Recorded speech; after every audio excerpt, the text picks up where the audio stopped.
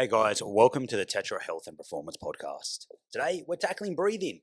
This is a cool topic. I don't think you understand how breathing affects everything. And that's what we'll be talking about today. The power of breath through so many different lenses and how it can impact your health, performance, your recovery, and your everyday life. Yeah, breath is so important that we've had another podcast and we called it breathing and locomotion. And to be like, actually, we need to give breath and breathing a bit more of its own limelight and talk about it a little bit more in detail because well, as you all know, most people probably listen to this along the lines of, well, I know how to breathe. Yeah, and of course you do, right? But breathing is a massive part in survival. We actually would consider that however much you may need things that we understand, we need like food and water. Our survival is set up on being able to get to food and to water, and we need gait as in locomotion to get there. And then also what we need as well is obviously the one thing we need more than food and water is our ability to breathe just to be alive. While you can survive a certain amount without food and water, you will survive only a few minutes without being able to breathe. And because of that, like it has a massive operation on the brain, right? The brain is going to decide positions that you're in when you're struggling to breathe. It's going to decide how we manage gravity, um, how we open up our rib cage, our pelvis, just to be like, okay, well, and the brain loves paths of least resistance, which kind of just the brain wants energy efficient ways. Right? We are energy efficient beings. We're trying to be as efficient as possible, and the brain is going to prioritize an easy, energy efficient way of doing something. So it's going to choose easy ways to breathe over maybe what might be optimal breathing. And we can see that in athletes, right? Like you can see how when an athlete is playing a sport, well, actually, one of the worst things that happen to an athlete is to set in fatigue. And one of the reasons that fatigue can be a real component of messing up an athlete's performance is because they're going to have to go into certain positions to breathe, and they won't want to go out of them positions. So their brain's going to favor survival over the performance. And this is why, like, learning to breathe and being able to breathe in many different ways, and obviously yoga has done so well of that. Like hatha yoga especially is like positional breathing, and we use a lot of that in our training. And maybe just we take it maybe to another level, I think, where maybe we're not relying on these maybe older um, literatures. We're maybe like we've updated our kind of learning a lot on breathing, and we try and put people in certain positions to capture certain movements a lot. Like we this is a big part of what we do here at Benchmark, all the way down to like breathing at the end of sessions to calm people down, all the way to saying, hey, breathe like this when you lift this, and breathe like this when you do this. It's like there's a lot of different ways to breathe, and that's what we're going to get into today. I think a big part of that, and I think a massive point you said is like the body will just find a way. It will just push things out of the way. You'll reorientate to find the path of least resistance for breath. And this is like on the breathing note and off, but like posture matters. Like your body will adapt around certain strategies to do the most important thing it needs to do, get air into the system so it can stay alive for the next 2 to 3 minutes. And like I said, it's not always optimal. Sometimes because your breathing strategy you're using, you're going to be trading off certain kind of movement qualities or certain functions just so you can breathe in this position. That's why I think it's a big argument for like having better posture and lack of a better word, but we can get in better positions where breathing can be more optimal and we have more access to more range and we're not adopting what we call these compensation strategies, like doing funky things like pushing the head forward, dunking the shoulders forward, and really trying to shove everything forward to get air in. If we have the ability to pull someone back and get like the head over the rib cage, over the hips, we can create so many more beneficial effects to that individual that A, they're just going to be breathing better, they're going to be moving better, and they're going to be feeling better. So breath is like a massive thing how it works, not just from your next breath that you take in the next couple of minutes, but how you move and how you feel as well. Yeah, exactly. And when we just to kind of summarize like why we breathe, like number one, like when it comes to performance, force production is a lot to do with breath. Like your posture, like Mitch just said, and we mentioned before, like posture is a massive thing to do with breath. Your digestion is controlled by your diaphragm movement, right? It's what pushes things around. So digestion, blood flow is massively important, and actually the pressures that are created in the body through breath, the ability to create pressure to brace yourself, or just to create pressure to move things around is controlled by breath. Your ability to relax or like stimulate yourself is massively controlled by breath and the hormones that it controls. Um, Getting strong, being able to recover, and being powerful in the gym breath can have a massive influence in. So these are all big things to pay attention to. It's like, oh, well, sometimes I don't even think of breath sometimes as like this little 1%er. I actually think of breath quite often as a 15% or a 20% or sometimes just 100%er. And I think this is what like people really, really forget about. Like they think it's a small 1%er to pay attention to, but no, most people it can be game changing, it can be life changing, it can be something that like completely changes their outlook on, and it completely changes their personality for the better. If you can, like, right now, even if you just listen to this, you may have already done it because you've heard the word breath like 10, 20 times already. But if you just scan what you're doing and just notice what you're doing, are you breathing through your nose, through your mouth? As you take an inhale, what's rising, what's falling? Is it your chest? Is the upper chest back? Is your tummy expanding? Like, and everyone that's listening will probably have like a bit of a different answer. There's many ways to get this done, right? And many strategies to get breath in. But what is a good breath? What, like, you're telling me all these things and how it can affect me, but what should I do? Tell me to fix it. Or what is an optimal breath? What is the best way to kind of have the optimal breathing strategy? Mr. Brim, I'm going to defer to you on this one. So how are you supposed to breathe, right? Like Mitch mentioned a few things. We hear a lot about nasal breathing, right, and how the benefits of nasal breathing, and we hear about being a mouth breather, and kind of the more we hear about the detriments of mouth breathing. We hear about chest breathing, and there's talks of belly breathing as well. And while I think I think sadly most people kind of misunderstand breathing as a whole anyway. And I hear a lot of people talk about how good belly breathing is, and I would greatly disagree. I also wouldn't say chest breathing is the best way to breathe. I'd say there's a time and a place for nasal breathing and mouth breathing, but ideally you want to be nasal breathing pretty more often. So it's kind of like it's contextual, okay? And in the gym, it's always going to be different. We're going to base pretty breathing over performance. But now let's talk about kind of like your day to day, what we kind of expect from someone breathing. And to do that, we'd have to kind of touch on a bit of an anatomy, a little bit of mechanics. So first off, when you take air in, it's controlled by your diaphragm. So what actually has to happen is for me to breathe in, I need to like contract my diaphragm, and my diaphragm descends to make space for air to travel into my lungs, into the alveoli of the lungs, these little sacs that take in the oxygen.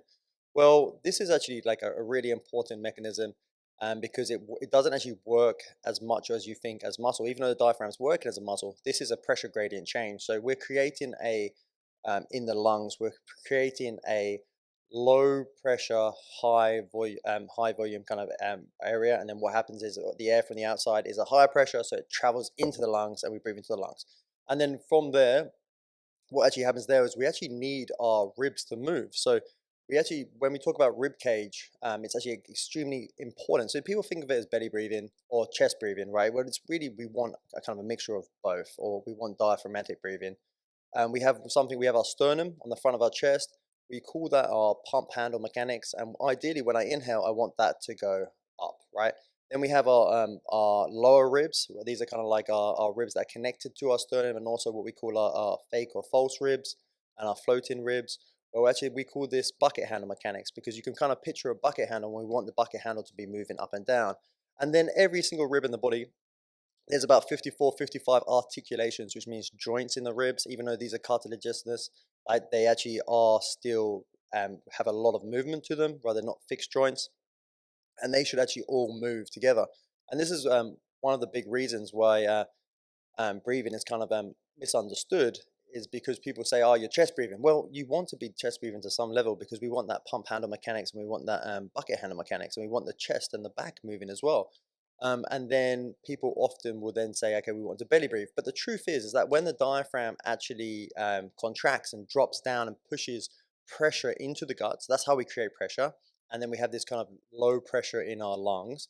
What's actually happening there is we're pushing everything down, and I'm losing my thought process with this one. We're pushing everything down, and ideally, what's happening? Where was I going to go with that? Our core should actually contract in time with our diaphragm. So these deep core muscles that you probably hear a lot, like your TVA, your transverse abdominis, your internal and external obliques, which make up way more of your core than the abs do, and they're way more useful than the abdominals. They should contract with that to push the pressure down into your pelvic floor. The pelvic floor should then be able to accept the pressures to a certain level, and then from there, that's your inhale. The exhale is kind of the opposite, where the pelvic floor contracts. the diaphragm relaxes and everything gets pushed up and air gets pushed out. And these are extremely useful things. Like we see videos of this and we see how all these pressures and fluids get pushed away. This is how we create a stability in our spine as well. So this is a lot to do with how we are stable for our body, actually more so than what most muscles are. And this is why I hear it drives me absolutely nuts when people are like, "Oh no, you need to learn to belly breathe." Well, you're not teaching anything right. You're teaching someone to have pressures drop down and forward, and that's not what's supposed to happen. We're supposed to be down and forward, back, and to the sides, right? There's supposed to be pressure moving everywhere, and we're trying to equal out the pressure so it's like a very 3D, 4D movement.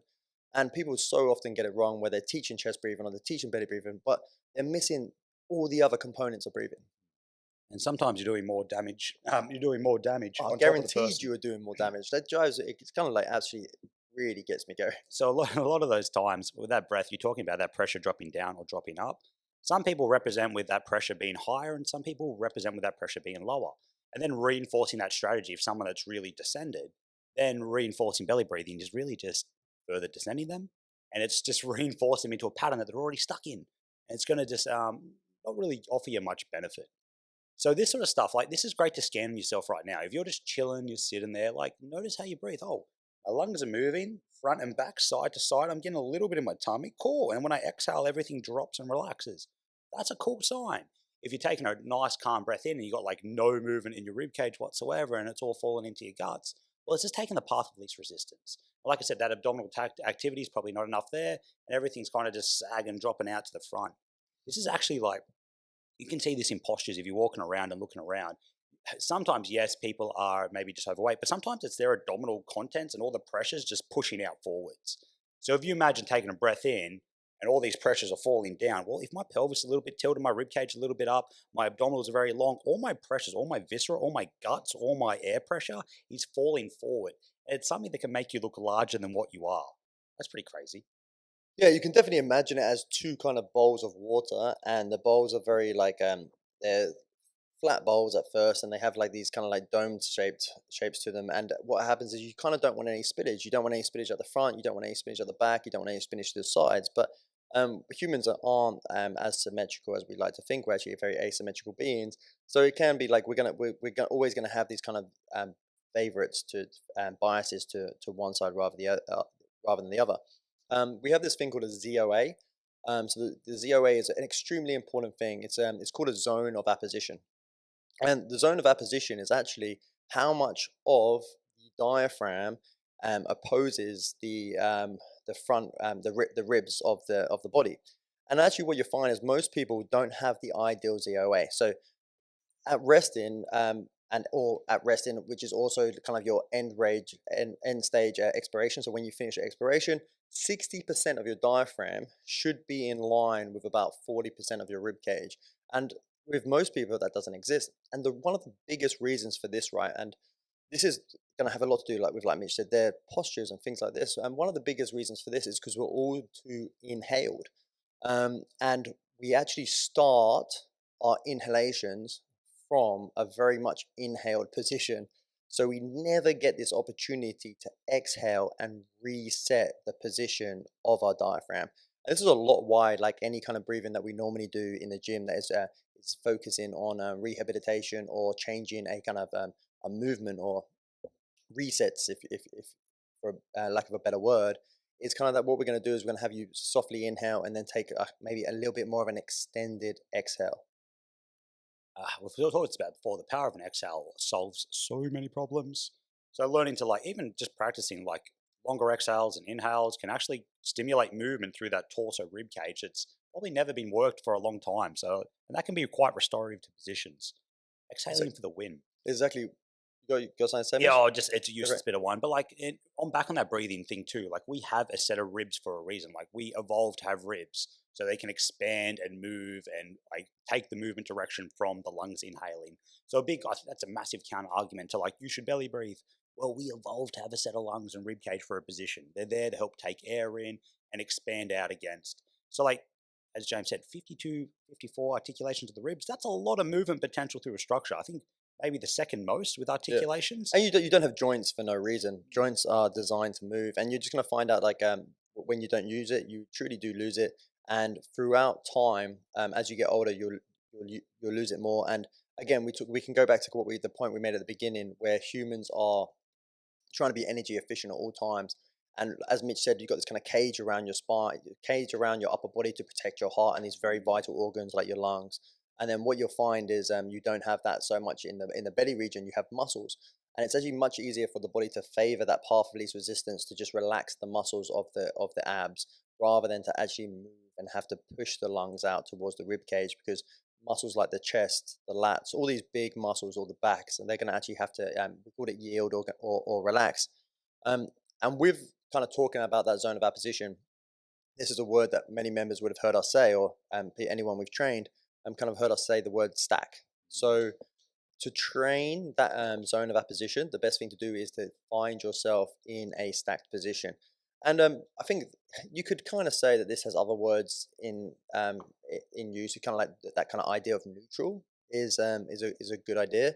And I'm not against the word neutral, but I think it kind of, for me, neutral means that I have a varying degrees of uh, flexion and extension, so I can move in any direction. I'm kind of ready to move. But I prefer the word stack because the word stack is trying to gain that zone of apposition. It's can you, Mitch mentioned a second ago, can you put that head over the middle of your rib cage? Can you put your rib cage over your pelvis? And can you capture not a straight spine at all, but can you capture the kind of natural um, curves of the spine? And for most people, because they're overly inhaled, that's going to look like a little bit more of an exhaled position for them. You can kind of imagine just like yourself from a third person perspective. And if you're looking again, you can see like the earlobe over like or about the middle of the shoulder, about over the hip, and about over knee over foot. Like not perfectly, but you kind of see that's that representation you're looking for. And if like you see a lot of people, like the ribs will be really tilted up or the pelvis will really be dunked forward. And you kind of see these zigzag kind of structure. Again, it's just more movement potential once you can kind of get that stack. And you, again, you don't live in it. It's not like you must be in the stack at all time. It's just the ability to get into it and then create the movement from that position.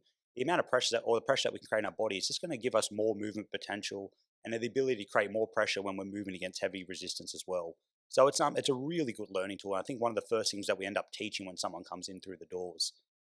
Yeah, and if you look at your regular belly breather, for example, or someone that doesn't really have a good diaphragmatic control, well, actually, no. Before that, let's discuss the diaphragm in a little bit more detail. So, actually, when your diaphragm is in its exhale position, it's a dome, and it sits over the top of the liver and all the guts, and it's in a big dome shape. It kind of follows the path of them, like we mentioned, them bottom kind of 40% of the ribs.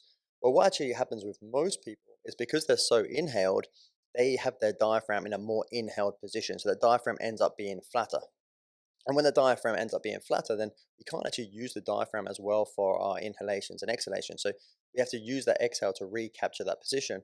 And that stack is the perfect way to kind of teach that. Stacks plus an exhale are going to be equal a really, really good diaphragmatic breath. And what we're going to see from someone when we're watching for them to create diaphragmatic breath is going to watch not the belly protrude much at all. We're going to actually see like that pump handle, that bucket handle, the back open up, and we're going to see these ribs change shape.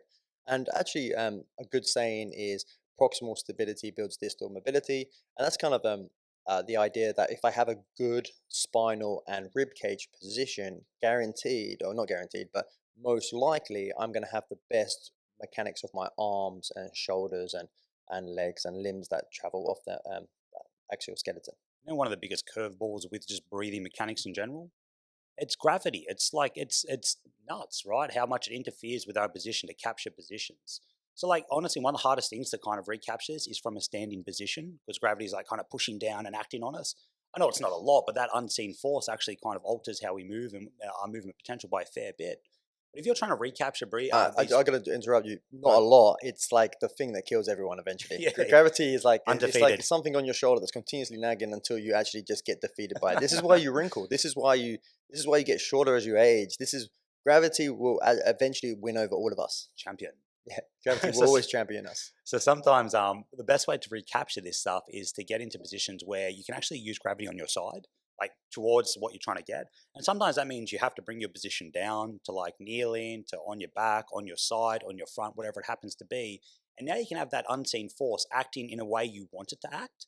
And then it can be easier to get pressure to expand in areas that are really tight and restricted because gravity is pushing from the opposite side. And now we can restore some movement back. So sometimes stacking is a great thing to learn from a standing position, but like you can learn stack lying on your back, Yeah. tucking the hips, exhaling, drawing the ribs down, all that sort of stuff. And sometimes that can be a more favorable start position for someone that's really struggling. Just altering the body start position can then really enhance that journey. And back to the body being efficient, and a little bit more about the diaphragm is when we look at the diaphragm where it connects into them ribs, then it also connects down and into the spine. It has two main them two are main attachments, like the costal ribs, and then it has a crural attachment into the lumbar spine. Well, that attachment is much bigger and thicker on the right side. Mm. So um, the diaphragm, while it is a stability muscle and it is designed to create stability, is designed to create stability through pressure control, through the ability to create pressures up and down. It is actually not designed to create stability through its attachment into that low side. But what we do is when people are slowly being defeated by gravity, you can start to see it. You start to see a right shoulder drop. You start to see like a right twist in the shin, a right twist in the thigh. It shows itself up in many different ways, but you can actually see that this person is actually choosing a path of kind of like least resistance, and gravity is slightly winning over its ability. And like Mitch said, that's when you put them in a position that allows them to retrain themselves versus gravity, recapture, like maybe take away them bony twists, take away the muscular twists, take away their them falling down and their compressions on that side, and then start teaching them to breathe back into that side and open that side back up. And um, magic can happen with that stuff. It's actually quite amazing to watch and witness. It's crazy, right? It's like it's only really an issue when it's an issue when you've lost capabilities, but it's something that happens to every one of us. Everyone has that kind of like more descended, that more muscular activity through that right hand side because that bigger diaphragm, and then just your other natural asymmetries in your body, like limbs are staggered across the body, and you're just naturally heavier on the right side by like it's like a kilo and a half or something. I can't Yeah, remember the exact the weight. you've got your liver on the right side especially, and the liver is it's actually the heaviest organ in your body. So and it does weigh you down on that right side a fair bit. We also have a more of a like our brain is normally connected from the left to the right side, which makes us way more right side dominant anyway. So it's going to be the side that we prefer to put weight onto. There's so many reasons for why most people fall into the right and very few people fall into the left. Nuts. But yeah, but that's and so entwined to breathing. So to bring that all back, that's like they're all just mechanics of breath and daily breath movement. And you imagine like this is like what 20, 30,000 times per day that you're taking a breath in and reinforcing or creating new movement opportunities. So sometimes like it's just going down and skipping a few points here. But sometimes, like when someone's doing a positional movement, like we're trying to get them on the ground or trying to get them in a certain position, it only takes like 5, 6, 8 breaths to restore a bit of movement back versus the 20 to 30,000 they take naturally in their day. Don't get me wrong, you can undo all the hard work you just did in a couple of seconds, getting some movement back by going back into old patterns, but you can create the opportunity to get new movement or restore movement pretty damn quick. Yeah, 100%. And going into that, it's like we discussed at the beginning about how important like breathing is for certain different things, and I think it's a really cool time to kind of bump through some categories. Yeah, Mitch. Mm. So if we start off so we got a few. We got breathing for strength first. Like we spoke about this just very recently when we spoke about athletic ability, and was it in the athletic podcast? It was in a podcast, but we spoke about how like so breathing for strength, for example, the ability to create that pressure and that position is so important. Creating a stack when you're doing a heavy deadlift Mm. can be a game changer, especially even if you look at muscles. Like for example, I have my two obvious muscles of my body would be in a deadlift would be my lumbar muscles, my extender muscles on the backside, and then my abs on the front side. And when I create a stack, I put them both in a length position that allows them both to work evenly. And if I do favor too much of a flexion, well, then I'm going to favor more front abs, and I'm going to limit my back abs, and then my back extenders, and vice versa. So the ability to create the stack is one. And then with that stack, to then take a breath in that Yeah. allows me to create a brace. And again, the same thing with that breath, we want to actually create a pressure with that breath. And the pressure shouldn't be at the front, right? Which this is what we see with most powerlifters, because powerlifters tend to be belly breathers very often because they put a lot of weight on their rib cages all the time. When you put when you put a lot of force and weight through joints, the joints will normally favor a more stiffness over a kind of ability to move. And in this case, the rib cage is one of the easiest places to create stiffness. So we see a lot of powerlifters become belly breathers, and just teaching them to breathe into the rib cage can be a game changer, even not just for mobility wise, but also for their ability to create a brace when they're lifting. 100%. So that ability to breathe in to an exhaled position is huge. And you don't have to be a powerlifter. That translates to anyone trying to create some force or output. A powerlifter is just an example, but even in the gym and you're trying to move some weight, that ability to get in that stacked position, that head over ribs, slight tuck of pelvis, then to exhale, and you'll feel those side abs come in play, the external and internal obliques, to maintain them in that descended position as you inhale, and you create some tension all around, so from front to back, to the sides, to the back. Now you're in a position, you've got to sustain that as you go through your lift. And then you can reset your breath at whenever the lowest pressure point is. But that is huge for increasing your weight. Doesn't matter what you're doing, like squat, lunge, deadlift, bench, whatever, you name it. That's going to have a massive force production output for you and a game changer. Yeah, and it reduces rotation, and you don't want rotation in these lifts, so it just helps you create force and really, really optimal force.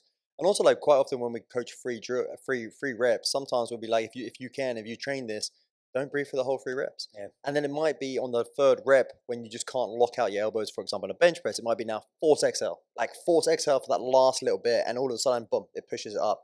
So it's like that's 2 strategies on how you're going to use your breath right there. Like 3 things really, like get a stack, learn to breathe in and brace, and exhale when it's needed. Hold your breath when it's needed.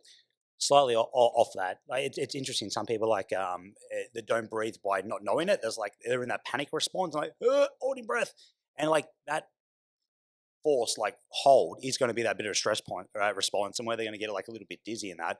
There are times where you just need to cadence your breath to the position. Might be skipping a step more into mobility, but there are times where you need to breathe in a certain descent of the position or a certain ascent, and then the opposite with the exhale as well. So if Okay, you're just doing higher volume stuff, it's probably more likely you need to cadence your breath to the position. don't stop there, mate. We just go straight for mobility. Breathe in for mobility. So like Mitch said, like anytime like you don't own a movement, like you don't own the movement, right? The control of the movement, you are gonna hold your breath, right? So anytime you're learning something new as well, most people will hold the breath learning a new exercise. When something is learned, it's going to be unconscious and you're just going to bit a blow for a movement. When you are unconscious in the movement, thinking about the movement, then your brain can operate and it will breathe. Anytime you learn a new exercise, we freeze degrees of freedom. So we make it as simple as possible at first. And what the brain does, the front of the brain operates over when you're conscious about an exercise, your prefrontal cortex, which is that very conscious brain, doesn't actually have that much control of movement. It's actually your hypothalamus that actually controls movement much better. So when your prefrontal cortex is trying to control movement, what it'll be doing is like, oh well, I can't control how complex this movement is. So we'll go, okay, we'll make this simpler. Let's free stuff up. Let's not have that beautiful movement between the elbow and the forearm and the wrist. Right? That's just freeze everything, move everything together, and it'll probably hold the breath as well in the rib cage to do that. And as you start learning exercise and get better and better with exercise, what happens is it becomes less conscious, more unconscious, and then the body just allows itself to breathe through the movement. And the ability to breathe for an exercise is to get what we call relative motion with an exercise, which means that joints are moving freely of the other joint, and you're creating the most kind of like it can be most often the most explosive version of music, but of a movement, but it's also not most often the most optimal of a performance movement. And we program a lot in benchmark here. Like obviously we cue you when to take a breath and when to exhale, but sometimes to gain more of those relative motions back, the movements are way more beneficial in like more of those unilateral reaching type of movements, and they're more things that can be restorative, with regaining certain motions back. Like don't get me wrong, breathing in a bilateral position with both legs underneath you, like a squat or deadlift, still super important to get that ascension and then ascension back of the diaphragm, and is actually a lot of free energy. So if you can get the viscera to drop down and the diaphragm to drop down and then push back up, that's actually like a little secret sauce here and a bit of free energy. But anyway, stepping back. Jump to performance. Still Yes. jumping. Sorry, I'm all over the place. But like stay taking a step back, and if it's like movement is like a goal for you and trying to restore movement capabilities, those unilateral drills like one limb at a time and cadencing your breath as the movement starts to lengthen, and when it contracts, exhaling, just calming that down through a soft like inhale through the nose, soft exhale through mouth, or even nasal, the whole thing can be huge with just gaining more movement. High volume at the same time, unilateral, cadencing your breathing, massive impact to your movement capabilities. 100%. And again, like if you are trying to capture a range of motion with your movement, then you're probably going to want to do exercises more so where you can actually have the ability to breathe through certain movements. And you'll find that some people actually just their rib cage is so stuck in some positions that actually they suffocate in certain positions. And quite often, the position that you're suffocating in is probably the best position for you at that time because learn to breathe everywhere rather than just favoring one position. And we see this all the time. We also have something as well as being able to make sure you can inhale and exhale throughout a whole excursion of movement. We also have this thing called tidal breathing, and tidal breathing is just our kind of our natural relaxed breath. So anything outside of tidal breathing is kind of like an accessory breath, and ideally we want to train tidal breathing, our relaxed breath, to have a decent inhale and a full exhale. And again, most people's tidal breath is on their inhale. It's actually a lot of inhale and very small amount of exhale. So again, training them exhales and exercise can be super important. Also, if you're trying to capture a new movement, it's going to be extremely important to stay within your tidal breath. So to stay inside a position where you breathe without bringing on accessory muscles. Because if I do inhale, inhaling while it is super important, even when I inhale from an exhale position, people do tend to not just allow air in, they tend to gasp air in. So when it comes to mobility, it's really important that most often the coach shouldn't actually hear the person breathe. It's going to be that the person's taken a very soft, and normally if it can't be heard and it's through the nose, it's going to be diaphragm, right? If you're in a good position as well, them three things are going to make sure it's a diaphragmatic breath. And what you often find is that people just can't do that. They either gasp for air, they suck air in, they make a lot of noise when they breathe, or again, same thing when they exhale, they overly use their external obliques and they force too much air out. Especially some people are just like biased to using their external obliques more than the actual diaphragm when they breathe. So these are all things to look for when you're trying to create mobility and you're trying to create range of motion with someone with their breath. That was a huge point. The ability, like, because your body will just find a way, right? It will draw in air because you have to, or you're going to die. So it will find a way. And I think it's really interesting. You talk about accessory breathing muscles. You have two examples. One by really switching on the external obliques, and the other by like using all those neck muscles and traps and all that sort of stuff. So that can be a way to draw air in. If you're not great at drawing air in, I just elevate everything up, and you'll see the neck get angry, and everything starts to elevate up at the shoulders. So that's a big one for like those jacked up necks or sore traps or all that sort of stuff. Watch yourself and see if you get all that muscular activity around your neck and shoulders. You take an inhale, try and soften it, quiet it, absolutely silent inhale versus your normal effort, and see the tone around the neck and the shoulders. And on that quiet one, it should drop massively. And that's kind of the breath state that James is referencing, and that calm, soft effort versus that muscular driven activity to draw your air in. I think that's a huge point for those like neck and shoulder individuals. 100%. And probably if you are lifting up your ribs to breathe, then you probably don't have much rotation in the rib cage. So rotational breathing is going to get it back for you because it means that you're not breathing into the left back, the right back, the left front, or the right front of the rib cage. And rather or not, you're trying to actually pull things up to get that breath and to open up space for the lungs. So it can be like a big game changer with breathing ability, finding that right, like we spoke about earlier, finding that right position, making sure that you're breathing within your tidal breaths. And then also what was the last point that I said? And that last point that I just said. And that last one, breath. Go back a couple And of then, minutes. yeah, I would put one more into mobility. This is on breath and not breath. So like relative motion versus orientation. So a lot of time when you're trying to get breath back, like you want to be in that position and just that one joint you're working on to rotate in or rotate out. Sometimes like fake rotation, this is off breath, but just a good point anyway.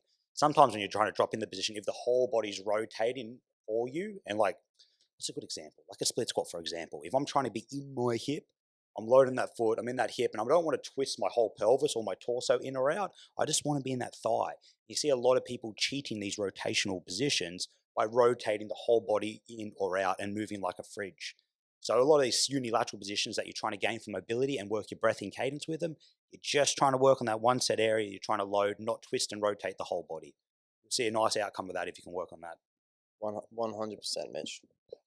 So next up we have where do you want to go next? Well, I Breathing. already did a spoiler for performance. Do you want to go there? Yeah, straight to performance. So breathing for performance. We kind of touched on it a second ago. It's like when you the ability to actually exhale when doing something explosive is a big part of that, right? Like so, we see tennis players, for example, exhale when they hit the ball. And it's nearly always going to be the exhale kind of normally always comes on impact.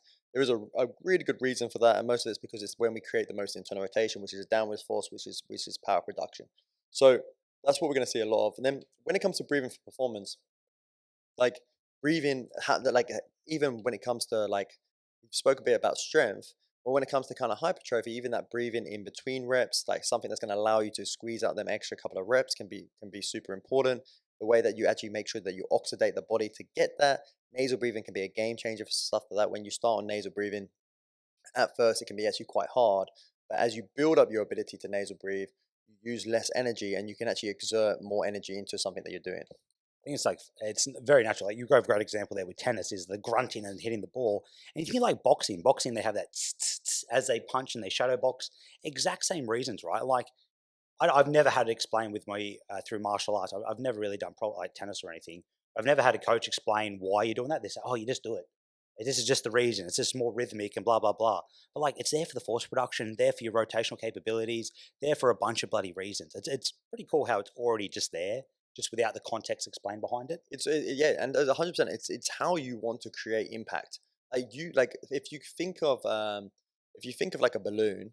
Well, when I blow up actually a balloon's a really bad example. But so the idea is that we have two things really. We internal rotation, external rotation. And when I'm externally rotated, I'm kind of inflated, and I'm actually quite kind of soft, right, and relaxed. But when I'm internal rotated, I'm actually quite tense and hard. So I want to hit someone, I want to hit them on my internal rotation, on my impact, which is my exhale. So I really don't want to even be hit on my inhale. I don't want to hit someone on an inhale. I want to be as exhaled as possible when I'm hitting and receiving hits. If you want to talk about things getting soft and hard, I am going to give you an That's inflatable good. man. Yeah, that's the one. so, That's a good one. so they're the ones, like the car sales ones that they go up and their arms are flailing up in the air.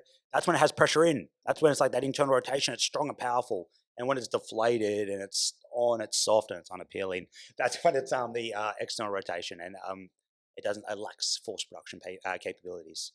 So inflatable man, nothing else. You dirty bastards.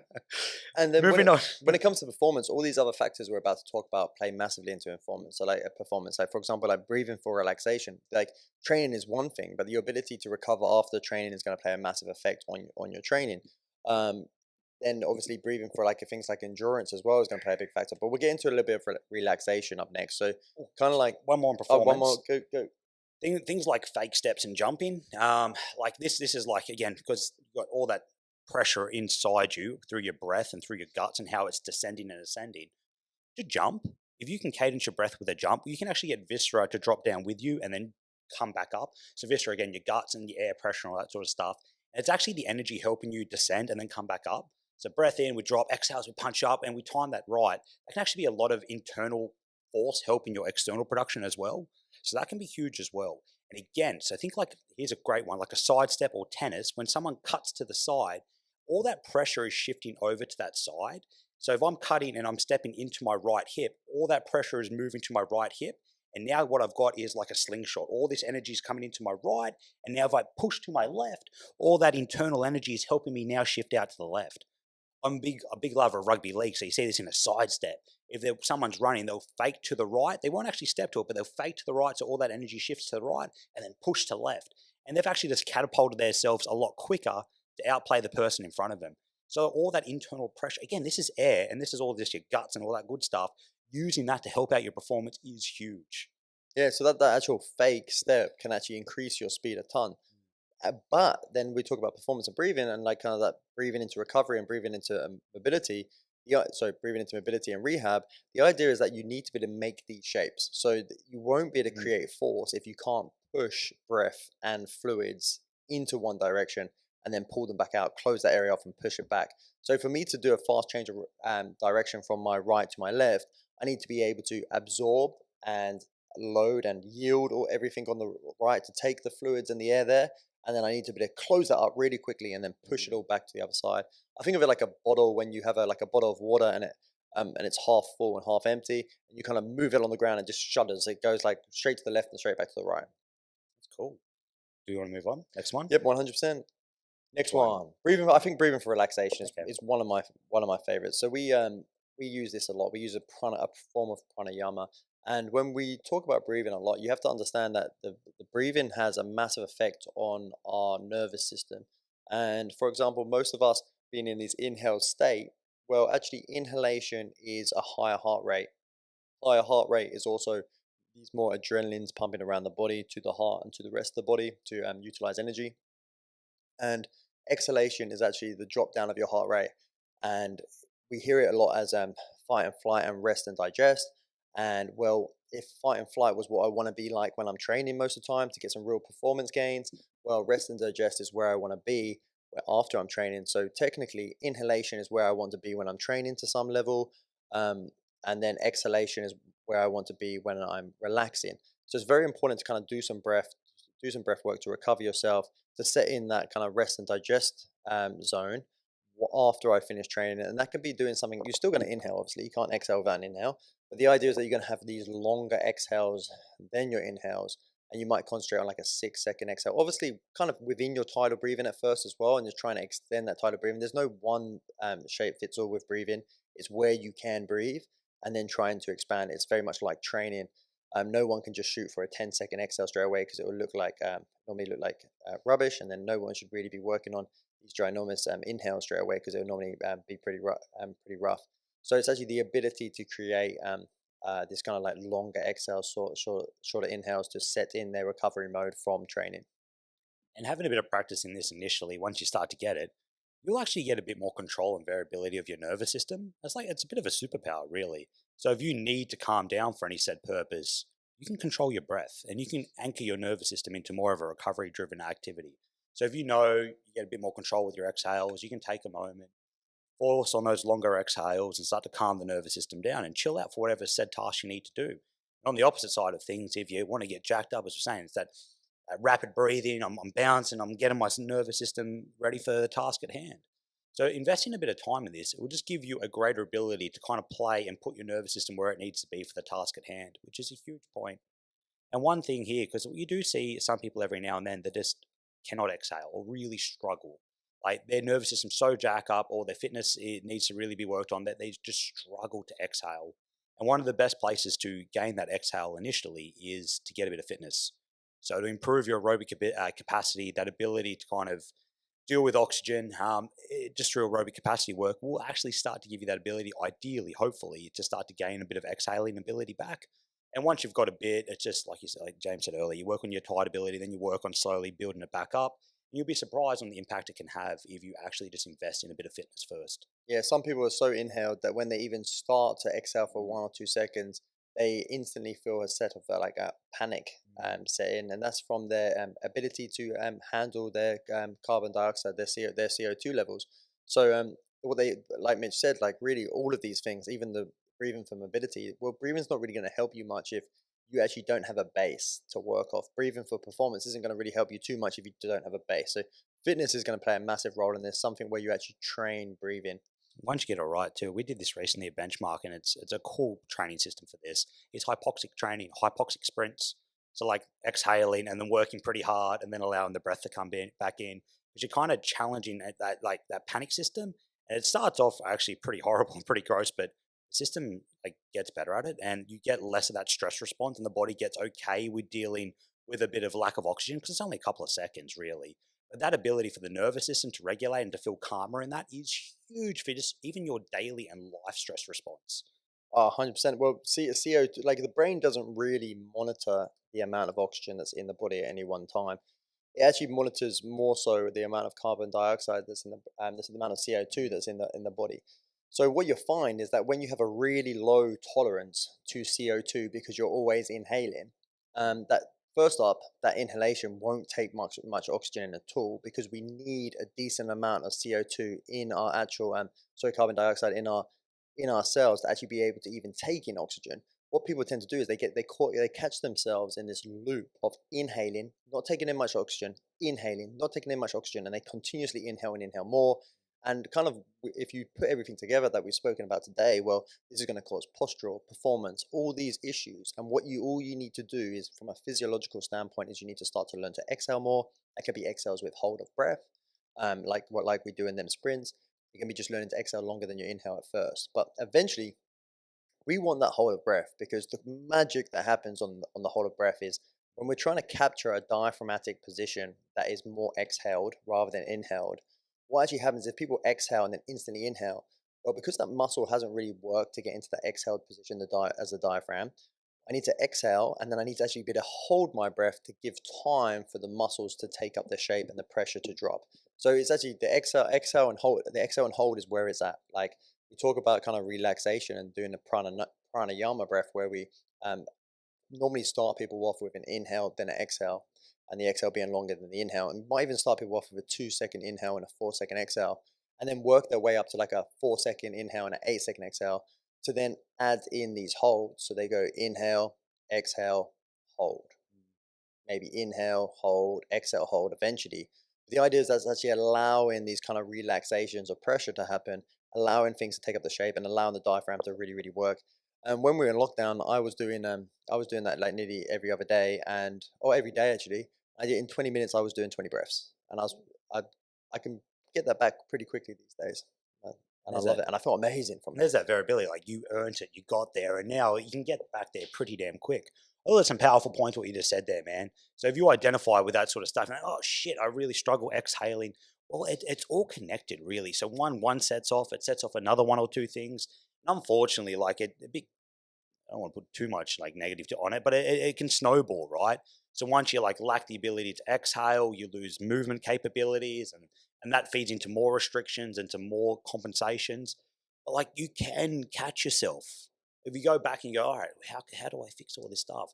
What Brem said, got to learn to exhale, got to get that fitness base up. You can find positions where you can start to restore breath and capture movement back.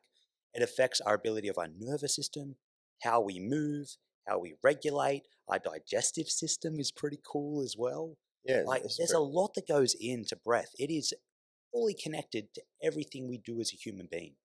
yeah. You even think about like issues these days. I think bowel issues are extremely common, like breathing conditions later on in life are extremely common, and even like exercise-induced asthma is so extremely common, and quite often these things don't eventuate or can be got rid of with just some good training and quality breathing. No, it's and I can't say the word. What's the play? Antidotal. Anyway, Uh, I'm struggling with that word. antidote, uh, We're both struggling. Anecdotal. There anecdotal. we go. We've got clients in here that have like had asthma as kids and stuff, and gone through breathing practices. I think it was the Yeah, bit ago. potato breathing strategies, and like hasn't had asthma issues for like the last 20 plus years. I think that's huge, right? To like dedicate a fair bit of time to recapturing breathing abilities back, and you can get rid of something that's like can impact your whole goddamn life, like capturing your breathing abilities back, which is so cool. And like Buteyko breathing is super interesting because it was a I'm pretty sure it was someone that was hired by the Russian um, air not air force like astronauts to actually train the astronauts on how to utilize less air. And he found out all these amazing benefits from it, and he started using it with people in their like the 70s, 80s, That's maybe cool. earlier. That's so cool. And it's nasal breathing is a game changer for that as well. And one of the main reasons why nasal breathing is so efficient is because it actually just allows you to take in less oxygen. Your body get used to that, so you have this higher CO2 tolerance. But then B, what you do is actually slow airflow is easier absorbed. What we tend to do is when we inhale a lot and we like have these panicked inhales, we actually take in so much air that it rushes through and it just doesn't get absorbed because we actually want this slow kind of like osmosis type effect when we actually breathe, and we want things to go through slowly. Plus, there's just like tons of information on actually using the kind of the back of your nose to take air in, and all the amazing benefits which we have spoken about previously. So I won't touch on it too much. But all the amazing benefits of nasal breathing. Nose is for breathing, mouth is for talking. Yeah, and exactly like when it comes to recovery, like we not a point we already touched on, but your nasal breath is going to be the king there. Like actually calming down your nervous system with nasal breath is going to make a massive difference to actually breathing in through your mouth. Your heart rate will drop. When I run and I do nasal breathing, when I run, my heart rate, if I and I find myself mouth breathing, I start nasal breathing, watch my heart rate, boom, 20 beats per minute dropped. So imagine how much more work I can get done like that. It's huge. It's just building that bigger energy tank, right? You've got the ability to do more, which then directly links into performance and other things of that nature, like nose breathing and fitness for the win. I'm kind of tempted, Mitch, to break this up into two parts and hit this up another time because it's so when it Yeah. comes to breathing, it's like endless amounts of information. We're We not could even talk, halfway through our yeah, notes. we There's so we could much. we could talk about this stuff all day. But do you reckon there's a good finishing off take home that you Is there okay? So maybe just a summary. We kind of did a summary, but there's another one probably to be had. So overall, breathing affects everything. It's all interconnected, not just to your movement, your posture, your nervous system, your digestion, yeah, fucking like if you everything. yeah, if you think of like that kind of the biopsychosocial Mm. model of fitness and how it's made us understand that things are really connected, and how at Benchmark we have this really holistic approach to training.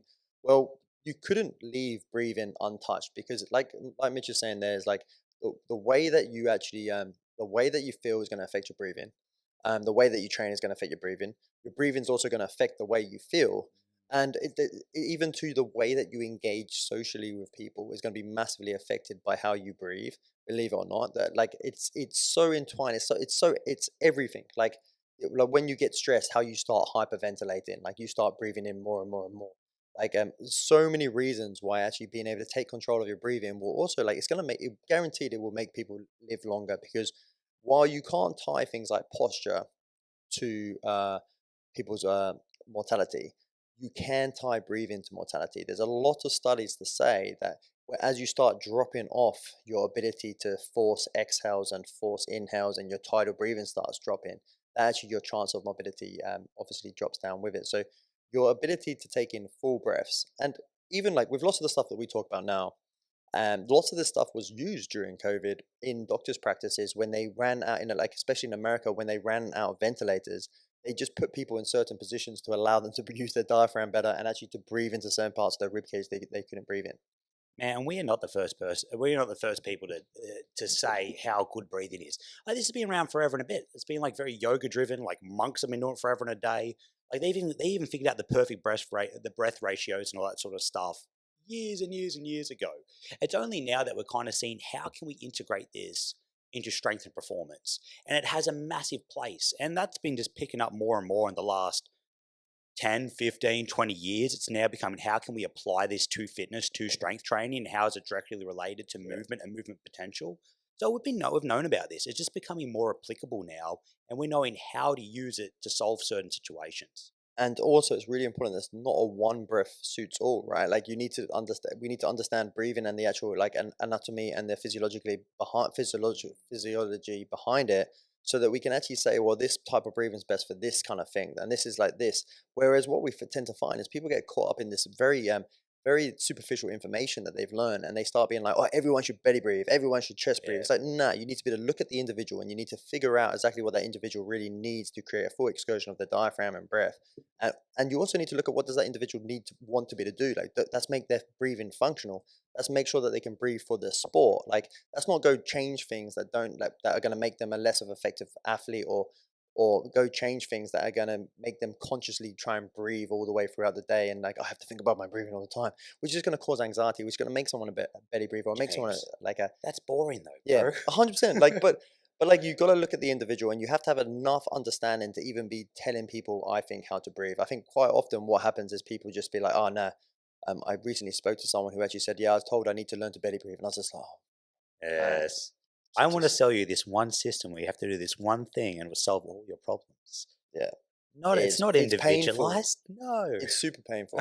Um, Ugh. yeah. Yeah. On that note, Sarcasm, of course. Well, we'll have to wrap up today. So definitely a part two on the horizon. I hope you got a lot of information out of this. Like, it's one of those ones that's worth a re-listen. There's some powerful things here that can unlock so much for you. Questions, queries, hit them in the comment section, engage with us. I'd love to hear how this impacts you, or how you think you're moving at the moment, and kind of maybe where you need some help. And maybe we'll address it in part two and see how we can help you out. yeah, that'd be amazing. All right, thanks for listening, guys. Have a great day. Thanks. Bye.